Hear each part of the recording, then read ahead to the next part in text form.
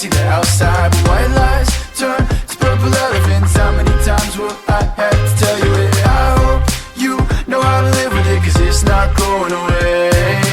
Don't try it on, don't try it on. White lies turn to purple elephants. Don't try, you'll become irrelevant. You can't train a purple elephant, give it a name and try to lock it away. But how can I take you seriously? You live with purple elephants. You think I'm being dramatic, it's the habit that'll drive you away. Yeah.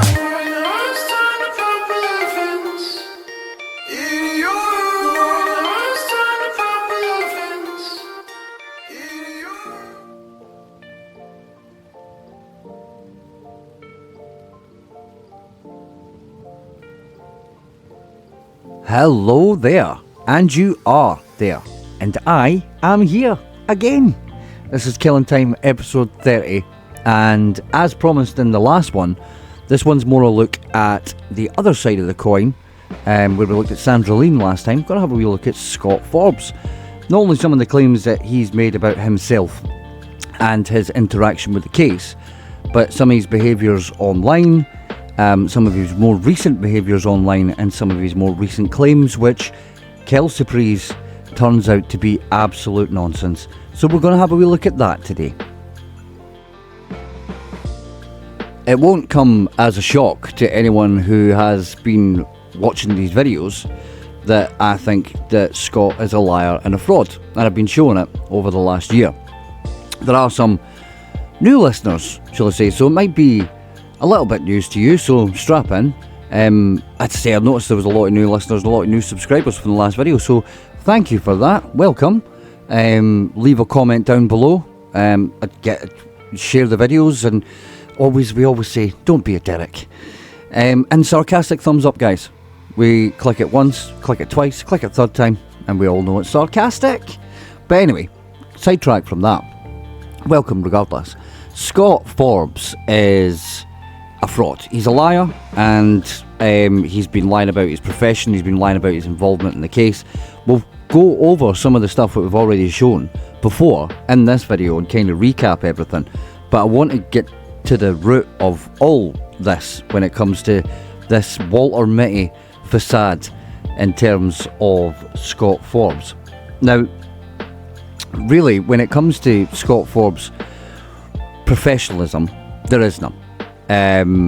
He is not so much, and we always go on about the softly approach from Sandra Lean, but it's the exact opposite with Scott, and it's not even a bull in a china shop, it's more a mortar dropped on a child's diorama.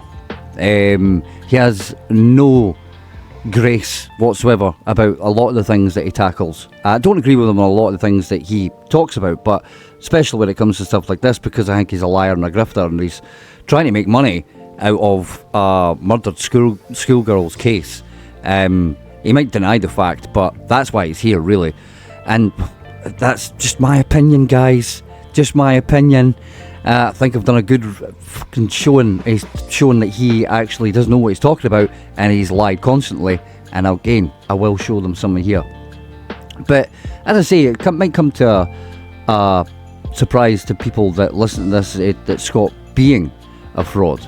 But in reality, what Scott Forbes is a kind of coke-fueled fever dream wrapped in what looks like skin, but it's closely more congealed slime, just throwing out bile and odious shit from every orifice that he's got. I don't like the man. I don't know if that's obvious. Don't like the man. Didn't like him from the start, to be honest. I said in my first video that I thought he was a bit untrustworthy, and all I've done since then is show how, to be honest. Let's show some of it now. Let's start with Scott Forbes' credentials and his qualifications. And why not go to that trusted old source that people edit themselves? LinkedIn. So here's Scott's LinkedIn. Now, I'm just going to leave it here for a second, because I want you guys to have a little look over it. It's quite short. Only one little picture here. You'll see the school that he went to, or the university, sorry, that he went to.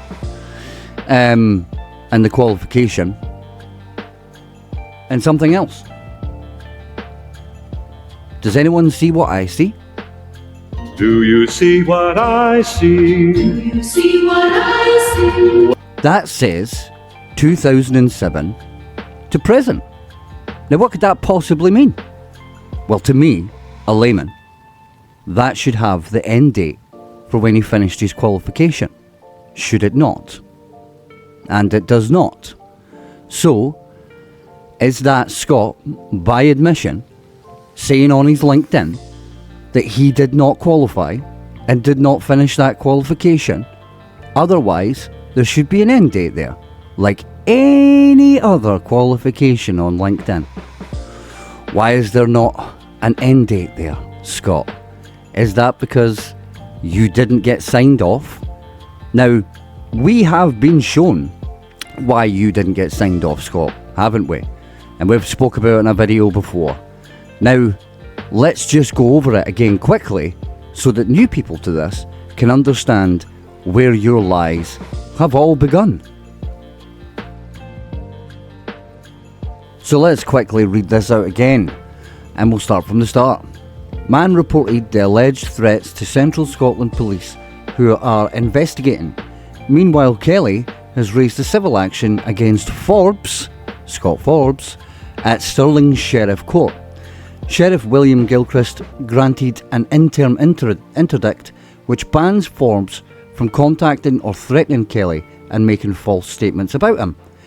The bust-up led to revelations about Forbes' convictions. They include a 5-year jail sentence, later reduced to 30 months, for robbery. Please bear that in mind. Robbery in 1992. Others included an assault and robbery conviction in 1989 and possession of an offensive weapon in 2001. The Law Society of Scotland Committee voted by majority to grant his entrance certificate into the profession in 2010 despite his past, and a source said it's quite right that people should be given the chance of rehabilitations, but it is really appropriate that a violent ex-con should be considered an appropriate person to become a lawyer, which he didn't, because he threatened people. He was not signed off. I mean, 2007 till present. What does that tell us again?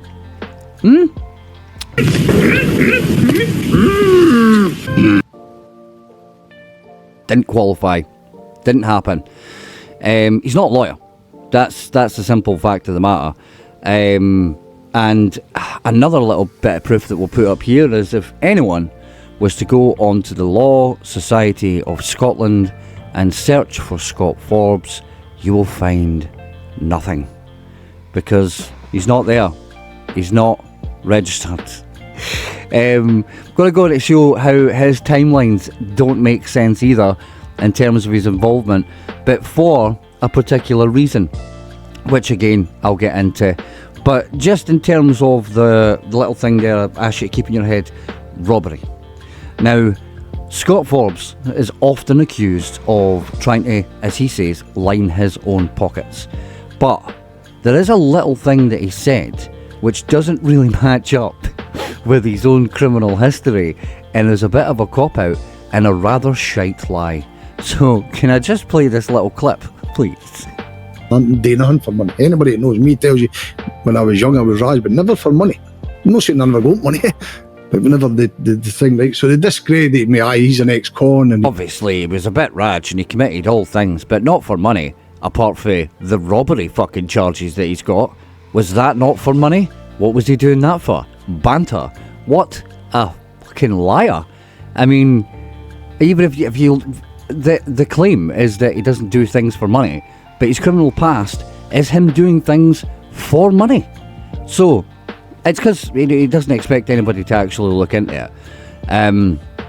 But the reality is that's just a flat out lie, and just one. It's a strange one. It's a very strange one.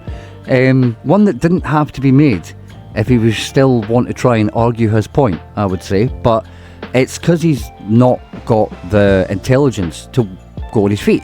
And that's why his lies kind of evolve, change, and go from podcast to podcast. I've shown loads of his contradictions. We saw all the ones where he says how the search party were taken to different areas, they were taken to around in a car, all the different explanations, just as long as he has them somewhere else and makes the conspiracy look better. But at the end of the day, then we look at the transcripts and we see none of it matches up to what Scott Forbes says, because he's a liar. So let's carry on with some of this. We'll have to get into another subject kind of and bring this all in, but it's a part of showing you Scott Forbes' lies and fakery. So I'll try and keep on recapping, but this one is just a flurry of Scott Forbes nonsense. It's hard to keep track of because it's all lies. So let's carry on.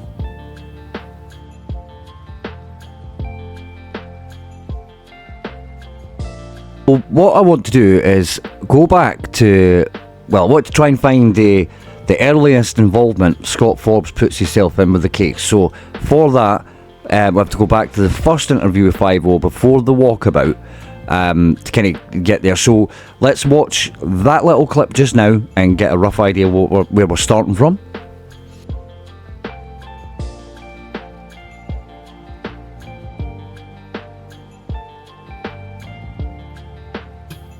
I've been involved in the murder of Jodie Jones for the very first day. Phrasing.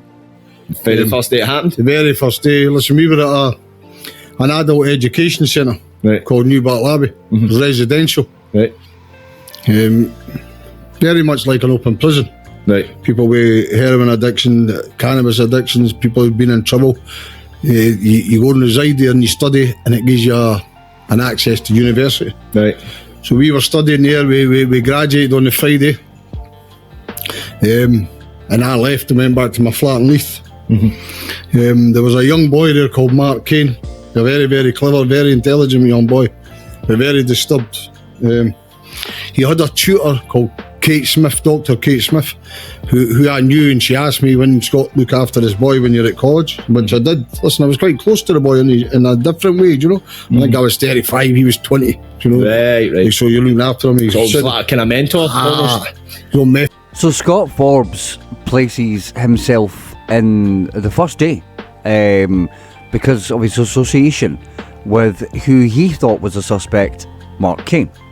Now, there's a lot made about Scott's relationship with Mark Kane. It's no surprise to anyone, I don't think, that Scott had pegged Mark Kane for the murder. No, as in pegging, I don't think he's into that, or maybe he is. That would certainly explain why he's so fucking homophobic. But, as I say, he pegged him for the murder, and in his own words, he actually took him to Dalkeith police station. Don't know why. So he says a lot about Mark Kane, and I think that probably deserves another video in all honesty, because it just shows the level of fakery with Scott Forbes. The fact that he hammered home this, Mark Kane is guilty up until Mark Kane's death, and even was guilty of I believe harassing his mum as well. So there was a whole, as I say, the Mark Kane thing is one of Scott's biggest bugbears, because there's also a little accusation that Scott Forbes had suffered because of his relationship with Mark Kane. And in fact, maybe it's best, it was actually a little clip that it was a wee bit before the clip that we played, so why don't we just play what Scott Forbes says about that accusation actually? Aye, listen, do you know what he says? Me and him are going to, I tell him to play along, we were going to get 50 grand. Can you get 50 quid for a story, right? He gave a statement saying that has never been said, James. There's no money ever been mentioned. I never done nothing. I am going to go on to go into something that Mark Kane actually said in a wee bit, but you can see there that Scott says, Mark Kane had made a statement, there was no such claim for asking for money from the papers. There's a couple of things that contradict it. As I say, I'm going to go on to read one thing, but before I do that, I want to show you another contradiction in terms from Scott Forbes himself. I said, that could have been you. And he agreed with that. And I says to him, Marlon Manson, he says, that's just nonsense. He knew this. He knew music and mutilate corpses, and he knew that didn't make you a murderer. So I said, Mark, go and please speak to somebody, pal. If you'll not speak to the police, speak to the press. Fuck Luke Mitchell. And I told him, no chance. That's not happening. And he says, hey, I'm not talking to anybody, Scott. I said, well, I am. So he didn't want to go to the papers to sell the story, but had actually advised Mark Kane to tell the press. How does that work then? So you expected him to tell the press what, to get the police investigation going more? What an absolute crock of shit. You admitted there that you had said he should go to the press, but then you deny the fact that you had come up with a plan where you both went to the press. Keep track of your own lies here, Scott. This is, again, I will go on to read a statement from Mark Kane, and let's see some more contradiction here, because this is a lie. I am firmly of the belief that Scott Forbes had asked Mark Kane to do this. And what Scott Forbes does do is then cite a case where he had taken the Daily Record to court. Now, the Daily Record had accidentally named Scott Forbes as a suspect, so he rightfully took them to court over it, and he was paid a small amount for his trouble. However, Scott Forbes then says that the payment that was received was in relation to the accusation that he was trying to sell stories, and it wasn't true.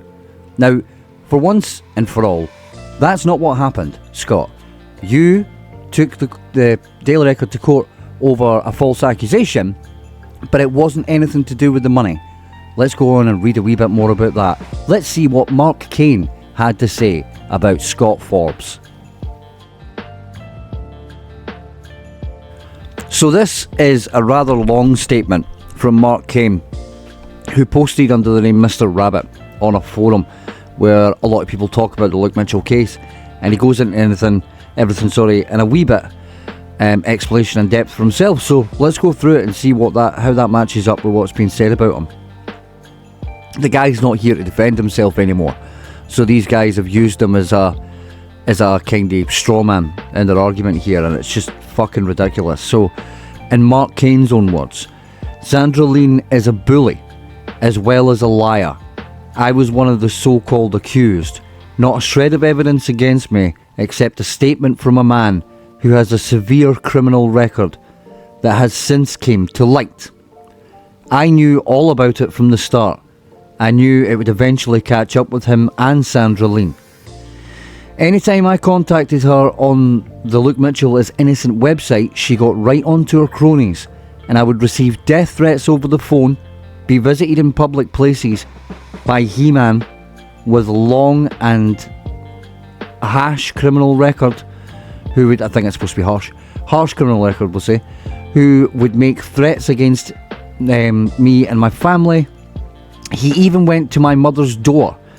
She's in her 60s and disabled, just to show me that he could get that she could be got at. What type of human being does such a thing? He assaulted me in full view of half a dozen people after I'd left a comment on Miss Lean's webpage. All of this I reported to the police. Just to set a couple of things straight, I never had big cuts on my face the day after the murder. I had a tiny scratch is all. He did not drive me to the police station that day after, and he never said what amount of money we would get, but he did say we would get money if we spoke to the press. He gave a statement saying that has never been said, James. His name and get a wee holiday out of it.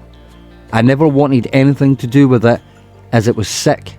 It was sick. The man bullied me.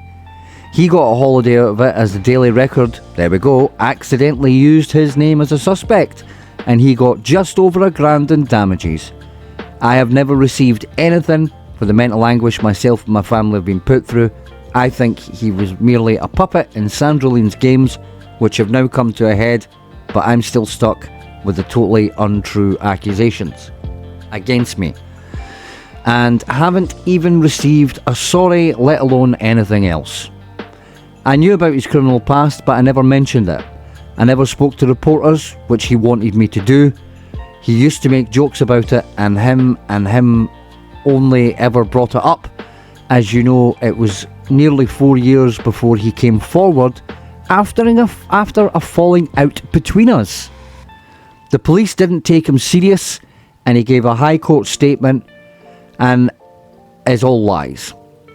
I have many witnesses that can back that up. He bullied me after he went to the police, trying to keep me in line and watch who I spoke to, but I just didn't want anything to do with it. God, I wasn't even sure he was telling the truth about talking to the police, because like I said, he used to make jokes about it. That's a bit fucking weird, but anyway. If they... What? Haughty they were right. Thought they were right, maybe? Then how come whenever I questioned Sandra Lean, she would get right onto him and go to do her dirty work, which was harass me? I have a load of witnesses to prove everything he said is a lie. That's why I was never worried. I just think it's shocking that a man can tell half-truths, third-hand stories, and just lies, then go to the police with this rubbish, and before you know it, it's my name on the 6 o'clock news, in newspapers, giving totally false information about me, and I've never received any type of closure or apology or anything from the people involved. Maybe karma has just taken its time. He's been exposed for the violent criminal who done jail for armed robbery, and Sandra Lean, not for the first time, is wrong. I went through hell and back because of them, but I'm not going to waste my life looking for revenge. I knew in time it would come out. Here's to the innocent among us. Don't let the bastards grind you down. So there you go. There's what Mark Kane had to say about it.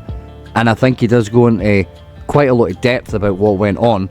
And really, everything I've said, everything I've suspected, and everything that I've accused Scott Forbes of Sandra Lean both of doing is within that.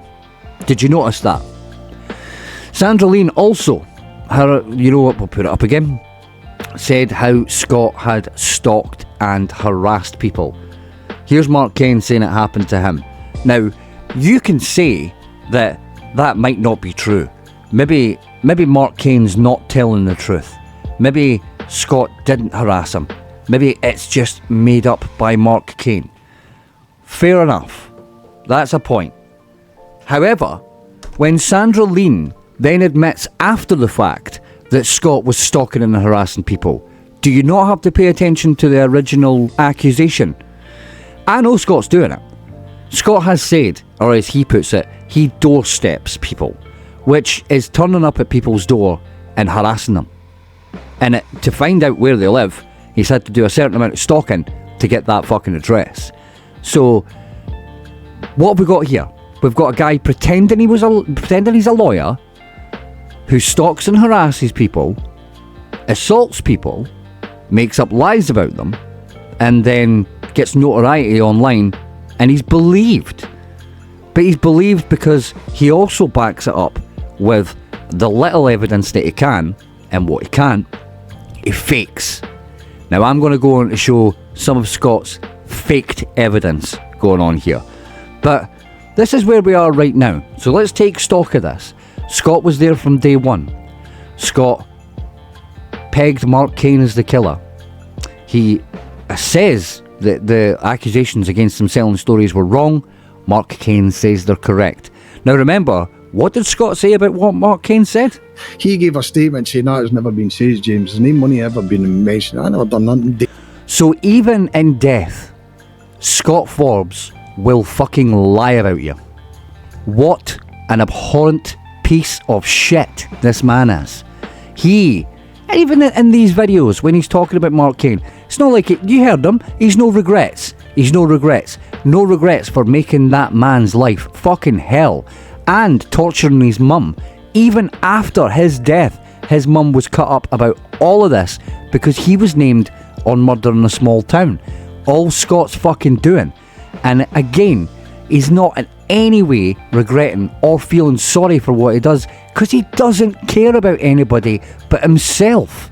That's the reality. He doesn't have any fucking morals. He's got no empathy. The guy is a fraud. Now, again, let's go on to look at some of his faked evidence. We'll show why he just keeps this lie going, how he keeps it going, and all these little flying monkeys and minions that somehow swallow all this crap because they're brain broken, they're smooth brained, permanently online, and just good old fashioned fucking stupid.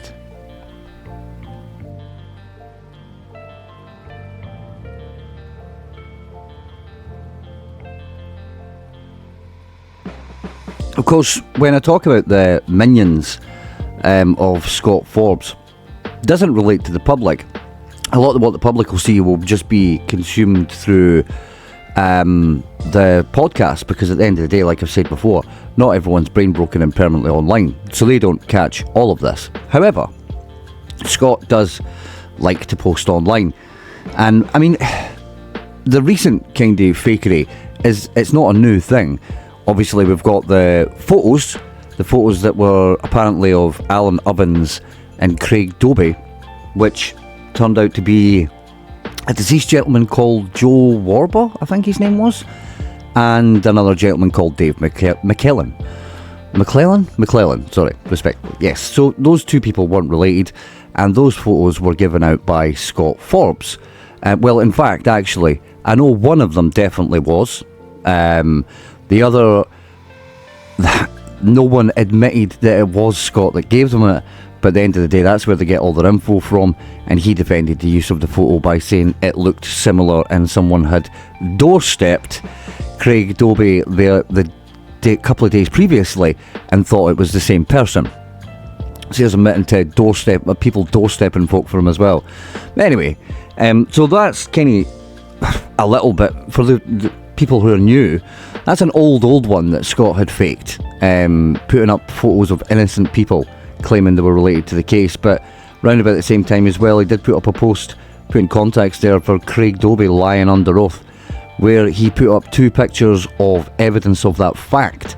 Now, I'll look at them in a wee bit closer detail here. So you'll see the first one goes through a conversation with Craig Dobie talking about warrants and whatnot. I'll leave it up there. I'm not going to read it all out because it is absolute bump, and I'll show you why. So you can pause it and have a quick read of it if you want. But there's one part there. But for the eagle-eyed viewer, you'll see as well that not only is this typed up on a home PC, but like a total old man, he's took a photo on his mobile phone, and there's the spelling kind of advisories still visible there. You see those little blue lines, which to anybody who has any form of intelligence tells you that that's typed up in a Word document, and it's telling you to correct those mistakes because it's not real. That's just a simple one. And as I say, the minions actually lapped this up. If you had a look at the post there again, you'll see it was what, like 10 shares or something like that, and 18 likes or whatever. So it's all lapped up. That was the one bit that it's blatantly typed up on a computer. Blatantly. Anyone, as I say, with any form of intelligence can see that.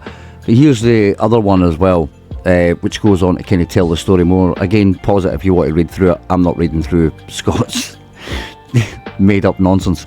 Now, but the eagle-eyed viewer, that's a bit harder to spot, but can you see it this time? Through the classic photo taken through a mobile of a computer screen. Can you see it? I'll just zoom in on it there just in case you can't. So that's where you would obviously move your cursor and type. So they won't argue that this is not typed up on a computer when I can blatantly see the actual, icon that does it. So that's just an old one, and it's an easy one as well, but it's one of it's so stupid, because who falls for this? Honestly, this is ridiculous. I don't know if that's where it all started. At the end of the day, Scott has kept this up and kept the fakery going. For the next bit though, I'll need to add a little context, and also it relates to this. This one's where it gets a little bit confusing, and we're going to bring Sandra Lean in for a little bit with this one as well into the conversation, but only for a little bit. and then we'll get back to this and show some more of Scott's fakery.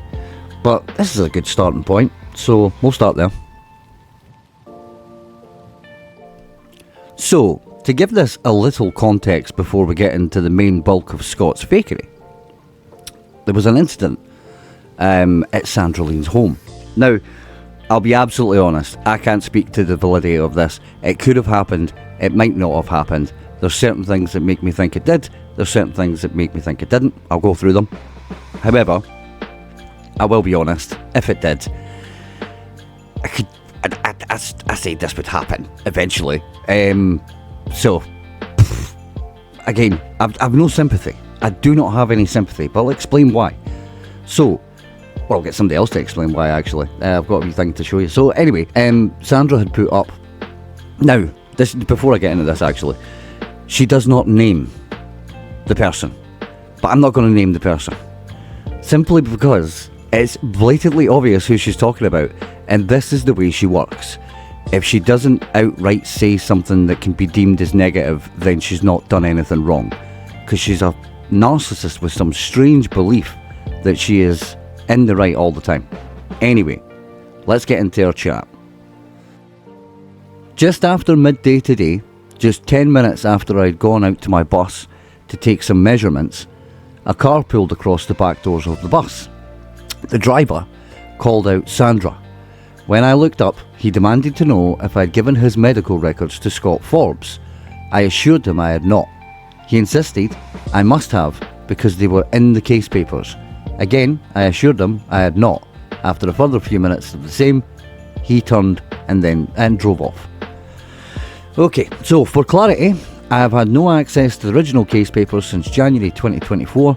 Anything I needed for the work I was undertaking between then and April 2024, I requested scanned copies of from the people who were scanning the case files. At no time were copies of any medical records requested in this way. I have never shared confidential information from the case files with anyone who was not authorised access to them, and there have been others over the years who had access to the case papers via other routes other than through me. I will not be harassed or intimidated into answering questions and demands from any random person who drives into my street and blocks me into my vehicle, and especially not an individual who has previously been issued a formal warning by the police for coming to my home and threatening me. Enough is enough. And to the person, now hold on to your fucking seats with this one, and to the person who undoubtedly tipped off the above individual that I was outside my home and garden and therefore not covered by CCTV, alone in my vehicle, you are the most contemptible type of coward in existence. They ask you how you are, and you just have to say that you're fine when you're not really fine. Please just let me tackle that last part first. What? Someone is tipping off people that you're in your van and out of range of your CCTV. For starters, how the fuck did they know what your CCTV covers? Answer, what? So, are they all just that, like, have they all been watching too much of that SAS program and they can just work out angles and they all know they're all in sync with each other? There's a dude sitting in the bushes, man. Does he have a gun? I don't know, man. I don't know. What? Red team go. Red team go. Just... What a paranoid mess that end of that was, by the way. And that's the kind of thing that makes me think this isn't true. You see, that sticks out. That really does. Not covered by CCTV. No one there around to see it. And it's just an odd one. It's an odd one. Now, as I say, it could happen. And at the end of the day, I think it's kind of justified in a sense. It's Joseph Jones, sorry. I hope you got that by now. But I'm sure you did. But the idea that, you know, the information that she shared, or even the things that she's done, wouldn't come back to someone asking her questions about it. But on her post, which is the thing I'll share, really, rather than my opinion on it, because I think somebody puts it a lot better than me. So somebody called Gavy Mark Gabby Mark, that'll be it. Gabby. I have no idea, but this person here said Scott Forbes told James English he had the medical records in his phone in at least January of 2023. His medical records, and I will show you. I'm going to make you privy to ask me. You haven't said you didn't give Scott access to them. You're covering yourself by saying you haven't shared them with anyone not authorised. Was Scott authorised, in your opinion? The person didn't threaten you, which is true. How dare someone try to find out how their medical records got online, eh? The audacity. Again, can't argue with that. But whatever helps you play the victim, which is exactly the point. That's what that was. Looking for a wee bit more sympathy. No getting any from me. Because at the end of the day, like I say, did it happen? Perhaps. If it did, there's a question that needs to be answered. Sandra is the advocate, the one that had these files, and she's the one that gave people access to them. She's the one that gave them to be scanned by people. She's the one that gave people access to do that. Were they authorised, Sandra? Yeah?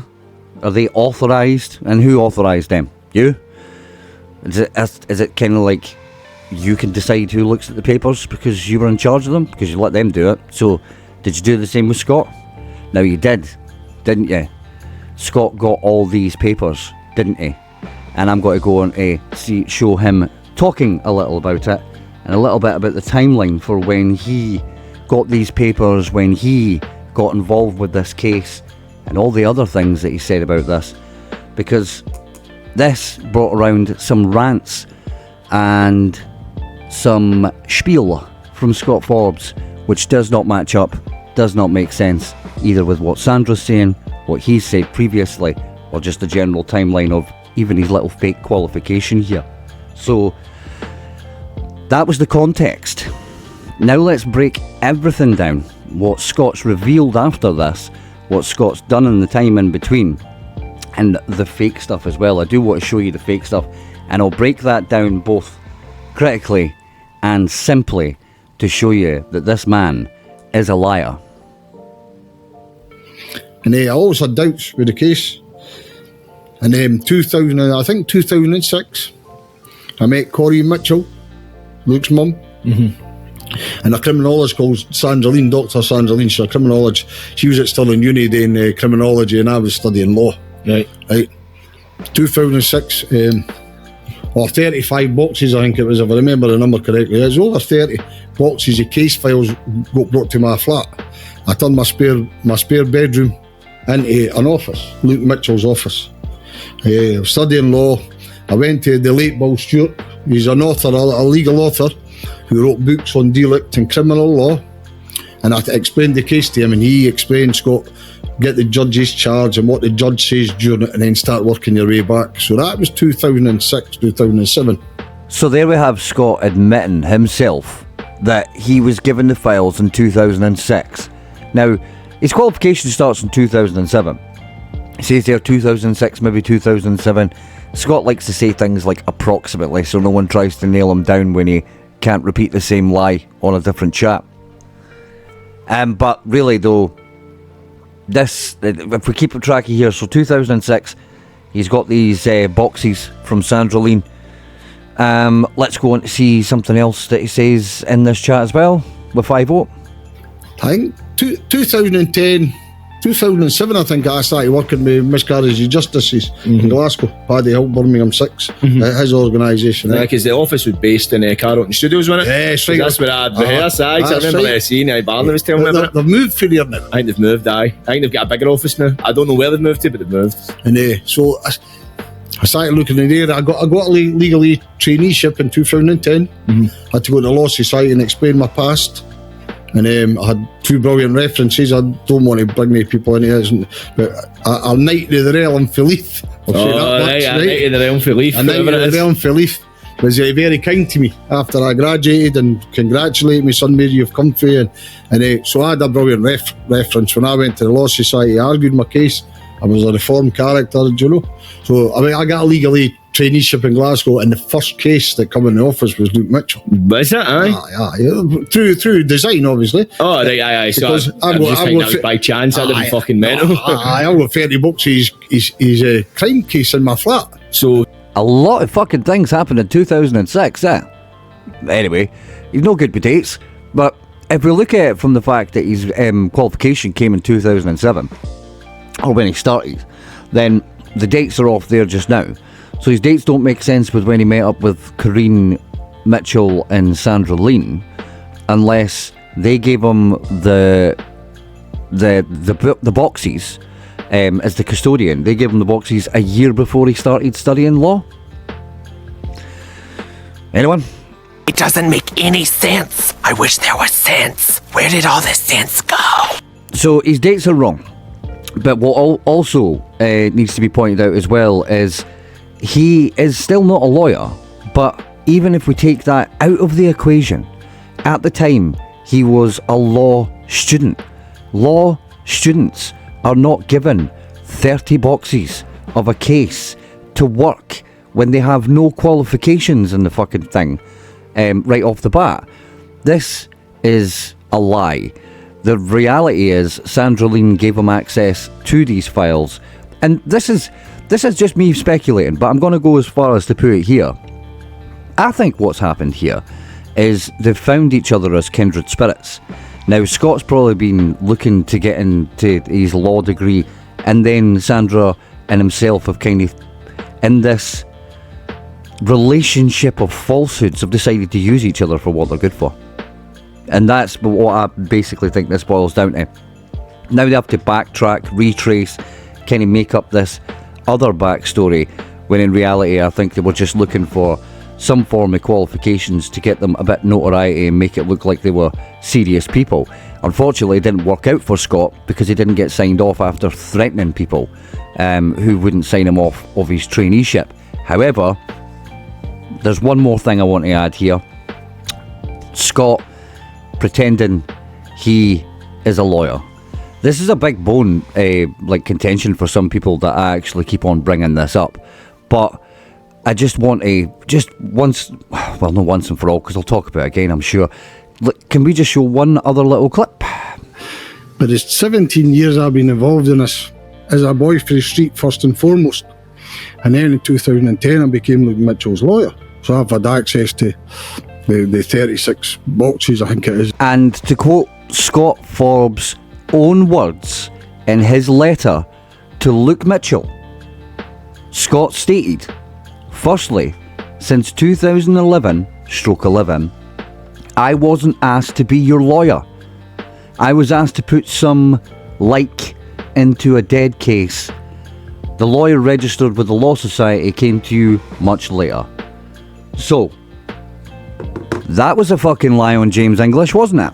And we can see that through Scott's own words to Luke Mitchell.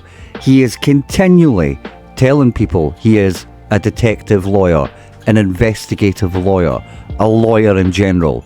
He's not. Absolutely not. And he admits it himself. Also, we have, well, put it up as well, won't read through it because I read through it enough. We have the campaign leaders who are now Luke Mitchell's advocates, admitting that Luke and Scott have never met. Luke has nothing to do with Scott, wants nothing to do with him. And remember, if we go right back to the early outings of all this, we had, I believe it was Gemma, or one of the head three, the Hydra, saying that Scott was a sad, bitter old man with no credentials. So Scott needs to just stop this, and anyone who follows Scott really needs to hammer down and admit to themselves that they've been lied to. These dates do not make sense, but at the end of the day, some person starting training on a law degree in 2006 or 2007 or whenever the fuck it was does not get access legally to 30 odd boxes of case papers, Scott. That is just made up nonsense. And again, anyone with any intelligence that actually listens to this would be able to figure out that that's not how it happens. For Sandra Lean to then say that she's not given any access to any of these files for people who didn't have authority means one of two things. Either she's lying about that, or she gave Scott authority. So she needs to decide what one it is. So does Scott. And Scott needs to actually pick a date. When did you qualify, Scott? 2010? 2011? Since when were you ever Luke's lawyer? Never. You were never Luke's lawyer. So, right off the bat, on James English, what was like 30 seconds to a minute and 30 seconds or whatever, not even that far into it, enough that you would get pulled up if you were swearing on a YouTube video. But you managed to put your foot in your mouth. Well, like I say before, you managed to take the foot out your mouth that was already in there and put in the other one, and then speak and say that you'd been Luke's lawyer when that was a lie. And that's why I think he fakes evidence, because he hasn't had access to these things for quite a while. There is one claim, I'll just kind of, address it here, that Scott can't fake these things that he puts up because it involves a lot of information needs put onto it. And why would anybody do that? Why would anybody fake that? Basic argument and come back for that? The stuff has to be entered by somebody at some point. So, fake or real, the work still has to be done. That's not an argument to dismiss what I'm saying here, but what I'm going to do instead is use logic to show you that this is fake. Now, what I will say as well is I think some of the stuff that Scott shares is real. There's a couple of bits in there that do seem real. Now, I won't be sharing those because that's someone's personal information. I will be sharing stuff that I think is fake, and I'll show why.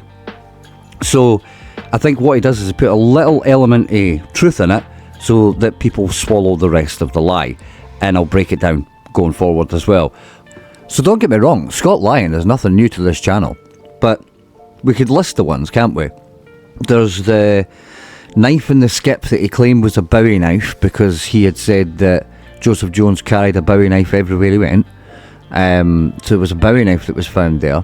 But then the Freedom of Information Act, which is Scott's worst enemy, found that there was two knives. The knife that he had decided was a Bowie knife was a Simi knife, which he argued with, and then he accepted and spoke about on the last 5-0 appearance like it was him that discovered it and he knew what he was talking about.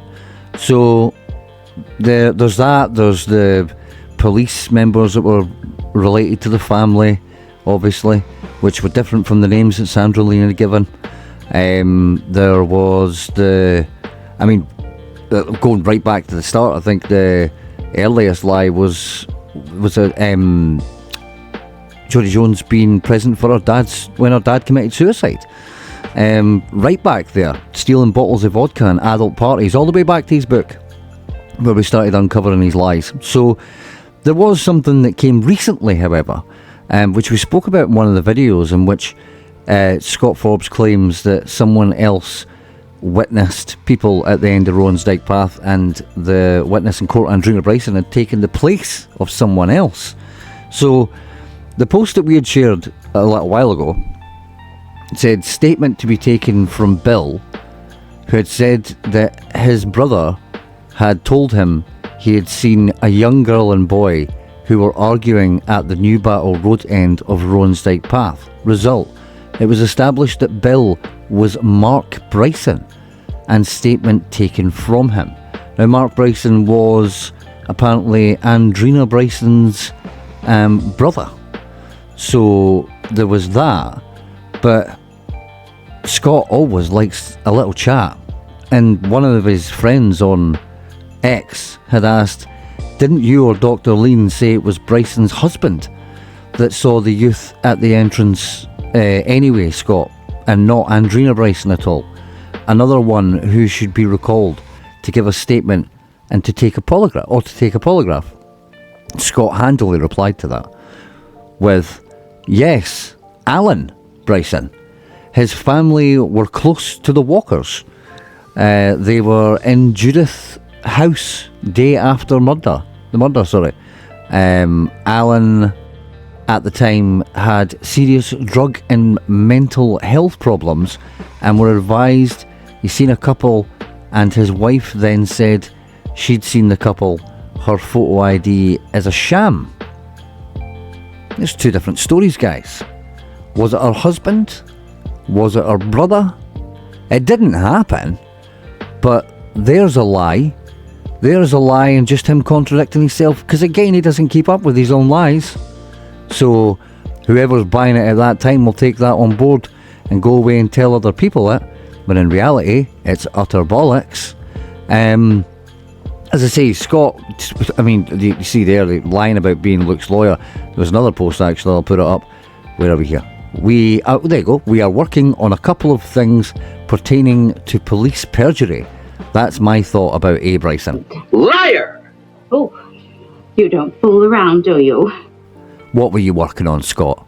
Absolutely nothing. Because you're not a part of the legal team, you're not a part of the campaign, you were never Luke's lawyer, even you admit that. So, it just all falls down when you actually look at it all together, because Scott can't keep track of his own lies. It's insane, and the fact that people believe him is even worse, because I'll say it here again, I don't mind offending the guy. I think he's fucking stupid. Well, he has to be, because he can't keep track of everything, and he makes up stuff, and he just likes to be involved. That's really what it boils down to. But let's go into the kind of main bulky evidence that he's been faking as well. Like I say, there's the absolute nonsense. That one's obviously faked, because he can't even keep track of who it's supposed to be in the relationship to the person. So he's just making it up as he goes along. He really is. But let's have a look at the bigger kind of examples, shall we say. Now, it's easy to debunk a lot of this, but at the same time, it's hard not to spaff it all out at the same time and kind of ruin it by just really breaking it down simply. But what, because I do want to make this kind of a wee bit entertaining at the very least, take you on a journey with me. So I do think there's elements of what Scott shared that's real. For instance, I think some of the medical records that he shared are real, simply because the way they look, the contents of them, they're handwritten, and certain things, terms that were used and whatnot. I think there's elements that are real. However, there is another chunk that went up at the same time, which, funnily enough, all fit into Scott's kind of claims that he's made over the last couple of years on X, independent of anything else. All these little stories kind of fall into place in these typed up notes. Now, the typed up notes, as I say, they could look kind of similar, I suppose, to some of the elements that are on the handwritten, but more in the sense of colour and style, not font. That's not the same, and it's strange that obviously there's a mixture of handwritten and typed. Now, looking at that, that's nothing really of a sort that's strange, maybe not to some, but also during the sharing of all this stuff, other things were shared in terms of how the file itself, a PDF file, which did state to edit it, you would sign in. Now, this is one that's always stuck with me, and I'm sure people can understand this quite simply. If you're sent a PDF file of official evidence, you would have no way or sense of editing it. You wouldn't be able to do it, because it would be a closed file that's been sent probably via email, and as I say, you would have no way of editing it. It's already been done. You only have the information there. So that kind of goes back to like what I was saying beforehand, where the spelling corrections were evident on the other typed up stuff. At the end of the day, you shouldn't be seeing that. It shouldn't be editable if it's been sent officially. It's just not how it works. So anyone that uses a computer knows this. So that's quite simple. But looking, as I say, at the files themselves, we go on from just the medical records. Now, actually, before we move on from that, As I say, the medical records itself, you have to remember that it shouldn't have been shared. It's against GDPR, it's illegal. So to go back as well onto what Sandra Lean said about a random person, which it's not a random person, by the way. First off, it's the person that it relates to. It's not random at all. But to say that, she wouldn't take those questions, it's a valid question. It shouldn't be done. It is illegal. Scott's the one that done it, but at the end of the day, where did he get the files from? I think we can see from his own words, he got them from Kareem Mitchell and Sandra Lean. However, as I say, the files themselves shouldn't have been shared, but there's elements that are real because it keeps up with the lie. It keeps a little element of truth in there so that people can swallow the rest. And the rest is backing up essentially what Scott's claimed. None of the real claims or the big things that Scott said are contained within the handwritten notes. There's little bits and bobs that you can kind of take out of here and put there and then try and magnify. And even some of the medications and whatnot that are mentioned in the handwritten notes, to be honest, I don't really think they're too strong. There was one element which I'll share, which was fluoxetine, which really, I think a lot of people would have some form of interaction, whether they're on it, a partner's been on it, a friend or a family member. It's not really uncommon, and it's not the antipsychotic that what Scott made out to be on some of the podcasts. I'm sure there's other elements in there as well, but again, the validity can't be trusted given a couple of things, which we'll come back to on that one. Okay, but we'll get really into this here. So the other things that Scott had been sharing was the inventories for evidence. Now, a lot of this was around some of the claims that he's made about semen samples, for example, and knives, things like that he's brought into the case or discussed on his podcast. Now, we had the Freedom of Information Act beforehand, where we found out that obviously in their own word, essentially to paraphrase their words, that if it was found to be semen that was the samples themselves, they would have been fully tested. Wouldn't just simply test for what it is and then leave it, which makes total sense. It's also something I've said from the very start. How can they be untested if we know what they are? And why would somebody just stop and then just go, well, we'll test it later, we'll find out who it is later? That is absolutely ridiculous. That would waste samples. That's just absolutely fucking stupid. But it goes in with the pseudoscience of Scott Forbes, even the bit where he claimed that semen was taken from blood on Jodie's lip, which, again, if you've got a botched crime scene and things aren't done properly, how are you doing something so micro-analyst as that? I don't even think it's possible. In fact, I'm sure it's not possible. But at the end of the day, how can they botch a crime scene and do something so precise? But again, it's a part of that whole contradiction, making up stuff as you go along and not keeping track of it. So some of the samples here, and I will point out as well, you'll see a word that's used on this, which I've never really encountered before, guys. I don't know if any of you guys have. It's a great word. The word is swabbings. Today's episode is brought to you by the word swabbings. So swabbings were found that hadn't been tested. And these swabbings, I feel like Blackadder saying that. Jesus Christ. So the swabbings were not tested, and they were, I think some of the swabbings have been destroyed, but we've got an inventory of the swabbings that we have left here. And there's a few swabbings. All different kinds of swabbings. I've got to stop that now. Sorry, I can't take this guy seriously.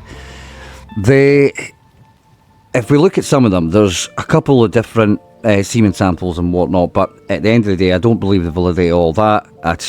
I need to kind of really look into that, but I'll be right up front here and say the next video I do will probably actually be about the campaign figureheads that are going now, because they've been telling some porky pies as well, and we have the proof to show that they've been doing that. So I think I need to have a wee talk about that as well. That'd be nice, a wee trilogy here. Sandra, Scott, and then the campaign. Will there be a part 4? Ooh. So, anyway, back to the Swabbings. So, if we look at one in particular, it's from a Jack Pike knife. Now, the Jack Pike knife that the police had in their possession was handed in the eve of the trial. Now, we know this from court transcripts. If the knife was handed in the night before the trial, how was it swabbed, tested, and those swabbings themselves lost in such a short space of time? And would, even if that was possible, which it's fucking not, just think that through. It was handed in the eve of the trial, it was swabbed, those things were sent somewhere and then lost, and no one thought at any point during the trial has someone got results back. Not even the defence lawyers thought that. So that timeline does not make sense, and I wonder when Scott actually put that on there. And he did put that on there. But I wonder when he did. Was it before he knew, or was it after he knew? Because that would just show you how silly and stupid he really is, wouldn't it? It'd be interesting to get the metadata and then actually physically look at when things were inputted, because I think that would be quite funny. But as I say, there's one those swabs are a bit odd, the swabbings themselves, for a good reason as well, and I will get to that at the very end of this. But let's look at a wee bit closer. So the one thing that I didn't really want to say at the start, which kind of would have ruined all this, is with the typed up information from the medical records and this sheet of supposed inventory of swabbings, there's something that does not make sense.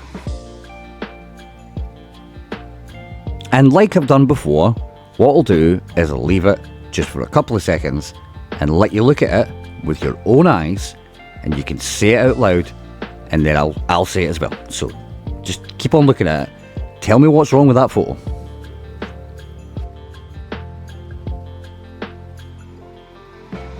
So I'm about to drink a tall glass of I told you so when I say that's an edit function. That means that someone can input information into that cell. That's what that's called, Scott. It's called a cell. And the information can be typed up, or what you didn't see on the medical records was the sign in to edit and the edit tab at the bottom. Now, that's a bit strange. Would you say? You shouldn't be able to edit. Remember the old ones that we looked at that had the spelling corrections in them? You shouldn't be able to do that, should you? Because it's been sent to you. So how can you edit them? How can you edit them? Well, how would you be able to edit these things? They're supposed to be official documents. Well, I think that kind of proves that Scott is faking this stuff, doesn't it? Well, it should do. But there's one more point that I'd want to go through, just to put a little cherry on top of this cake here. And that is quite simple. And it's really something that I want an answer to. If you can give me an answer, perfect. If you can't give me an answer, then you know that my opinion is correct. It's not opinion, to be honest. I know it's true. I'm just trying to be a little bit fair and balanced, but stop that. The reality is, you shouldn't be able to edit this at all. And why is that? Because these are supposed to be things that were scanned into a computer. Drink it in, man. You wouldn't be able to edit something that was scanned into a computer, would you? No, you wouldn't. You just can't do it. There is no way or program any way possible that you would be able to take a normal A4 sheet of paper and scan that in, and then be able to use the edit function on Google spreadsheets to then make changes to that file. So that file's been typed up. It's not a real case file. It's just not. It can't be. You cannot scan something in and then edit it after the fact. It's not real. It's a lie. It's quite simply fake. And anyone who shared that, anyone who thought that it was real for the slightest second, is just a mark. It goes back to the age-old word. You're just a mark. As I say, the flying monkeys share it. The flying monkeys will defend it. People like the great reporter that Scott Forbes laudits, John Smythe, will defend it and say, how can it be fake? That means he would have to enter lots of stuff. But he's got a lot of time on his hands, John. A lot of fucking time. And he's got a point to prove, because he's been proven to be a liar. And this is a lie as well. And I'm surprised a great investigative journalist like yourself didn't have the brains to figure out that this was supposed to be scanned files. Scanned files that he got access to from Sandra Lean, which apparently she didn't give access to anyone that was unauthorised, though. But again, that doesn't make any sense. So, there you go. That's it. It's basic. It is absolutely basic. And thank you for letting me hold your hand and walk you through this. But honestly, if you can see these things on the screen and not actually come to these conclusions without me saying it, then I don't know what else to say. I really don't. Scott Forbes is a liar. He's lied about his qualifications. He's lied about his involvement. He's lied about the evidence. He's lied about... I could keep going. I really could keep going. But, and I'm sorry that there's a giggle in there, but it's beyond ridiculous that this smooth-brained, booger sugar fueled idiot has managed to get some notoriety online. He's a con man. At the end of the day, put it this way, right? This is simple. It would have took Scott less time to fake his qualifications and share it than it has for him to share everything else. It would have taken even less time for him to share his real qualifications if he had them. Fact. That's it. It really is. The guy has argued, he's called me all the names under the sun for the last year and a bit, and all I had to do was take a little picture of a certificate and put it up online, and he failed to do it. He was not on the Law Society website, showing you that. You can go and Google it yourself if you've actually got the will, the drive, to just look into this for 5 minutes, looking at the credibility of this man. I am of a view that he's like a fucking barnacle, and he'll cling on to all the notoriety that he's got online with his tagline of being a best-selling author. Oh my god, did it make me laugh? But he's like Derek, way back. It takes him an hour and a half to finish 60 minutes. He's just... I think enablers need to stop. That's what it boils down to. I think we're kind of done here. I think I've kind of explained everything, and I've kind of shown you as well, right? There's enough here for you to see that this guy is physically faking evidence. Don't get me wrong. I mean, I'll say it here as well. He is sharing stuff that's real, but he shouldn't be doing it. You know, sharing, it was actually reported in the Daily Record, to sharing crime scene photos, which is just fucking abhorrent, really, isn't it?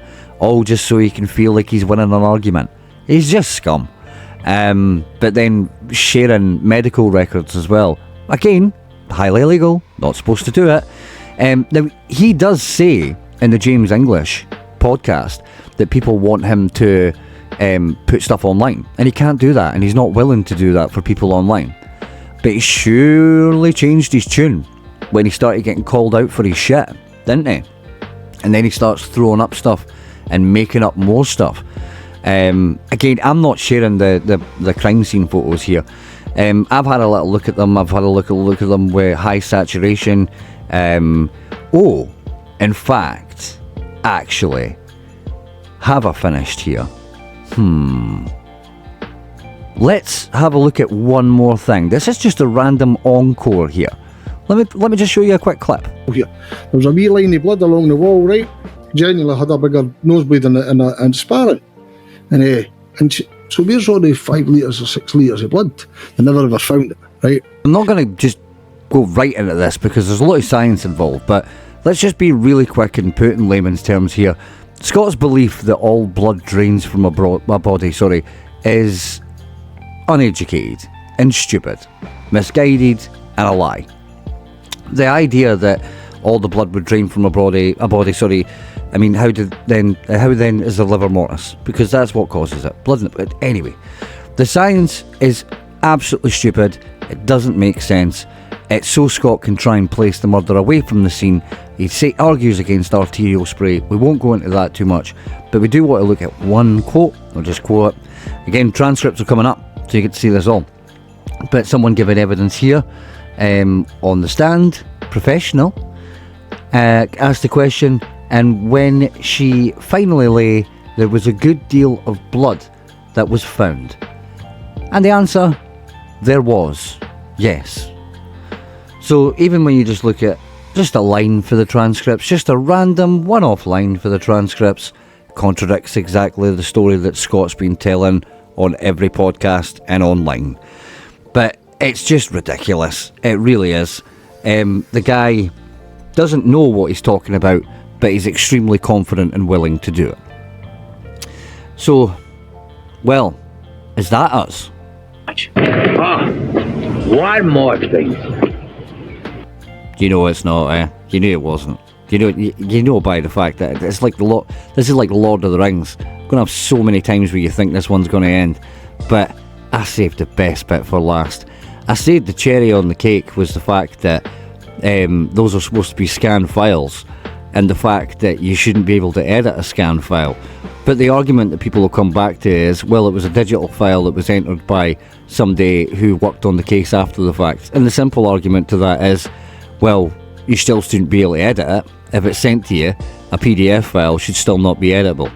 However, going back to the Swabbings, one swabbing in particular that Mr. Forbes wanted to highlight. So that's back to the original thing we're talking about, the Jack Pike knife. Now again, this knife is the one that was handed in on the eve of the trial.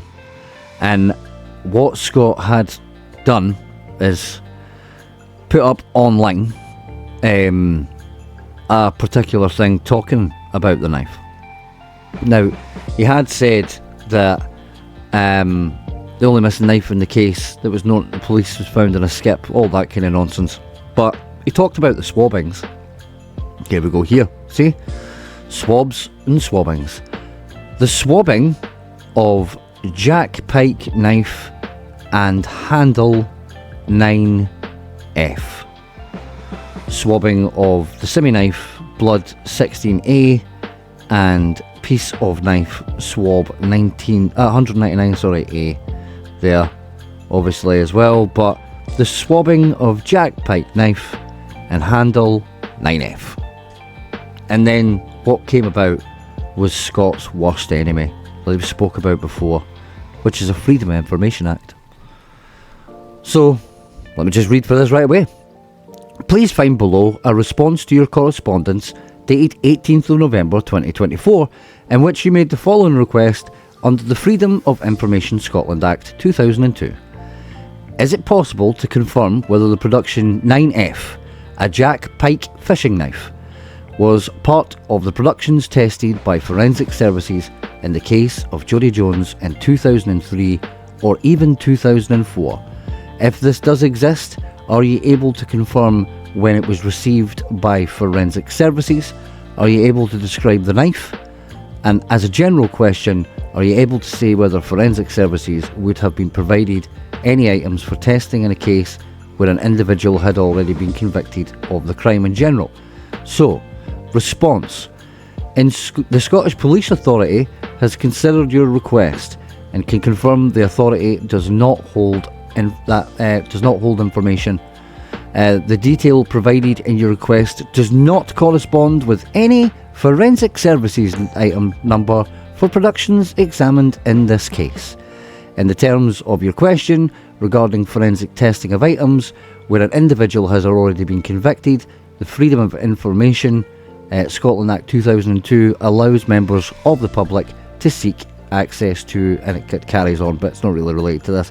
The reality is that sample Jackknife 9F does not exist.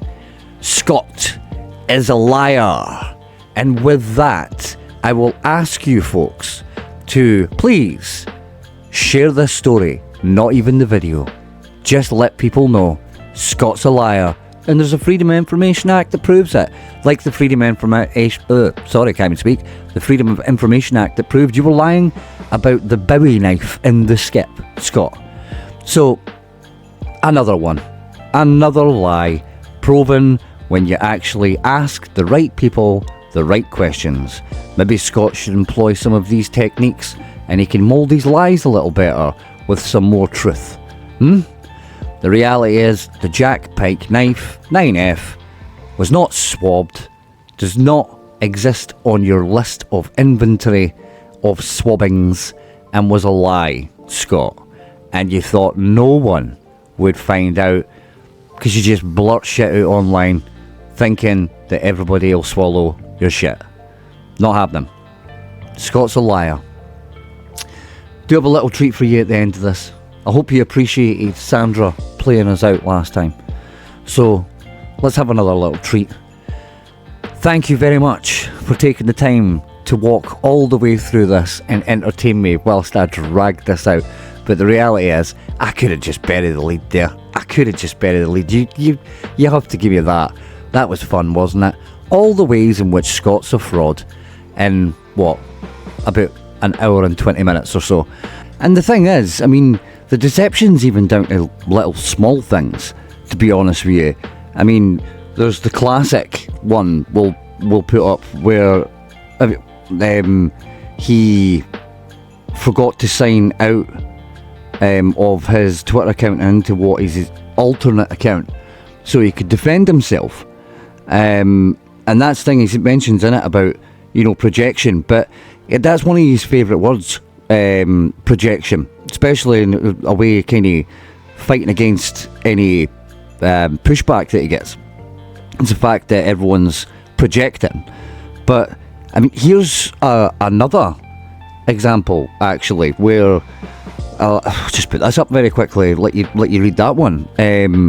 But in this one here, you'll see that he is defending himself on his alternate account in the first person. So when he's supposed to be, it's just, that's what I mean. Everything's projection with Scott. Maybe a lot of jokes I make about his sexuality. Come on, that's just me having a laugh in that sense. But in terms of a lot of the things that he might say online, people having alternate accounts and stuff, but there's evidence there. And again, always come with receipts. They argue against the two of those things as well. It's, as I say, the lies are just rife. It's all the way through it, and it's pretty pathetic, really. And it's easily proved if you actually pay attention. But what do you guys think?